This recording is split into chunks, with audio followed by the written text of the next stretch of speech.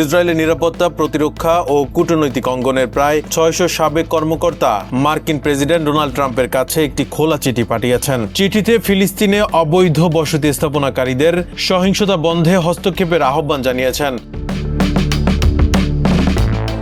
ওই কর্মকর্তারা ইসরায়েল সরকারের অবৈধ বসতি সম্প্রসারণ এবং বসতি স্থাপনকারীদের জমি দখলে উৎসাহ দেওয়ার নীতির বিরুদ্ধে সতর্ক বার্তা দিয়েছেন। সেখানে বলা হয়েছে, এ নীতি শুধু ইসরায়েলের নিরাপত্তাকেই ঝুঁকির মুখে ফেলছে না, বরং ট্রাম্পের আব্রাহাম চুক্তি সম্প্রসারণের উদ্যোগকেও হুমকির মুখে ফেলছে। আব্রাহাম চুক্তির মাধ্যমে ইসরায়েল কয়েকটি আরব দেশের সঙ্গে সম্পর্ক স্বাভাবিক করেছিল, যাদের সঙ্গে আগে কখনো যুদ্ধ হয়নি। তবে এতে ফিলিস্তিন ইস্যুটি কার্যত পাশ কাটিয়ে যাওয়া হয়েছিল।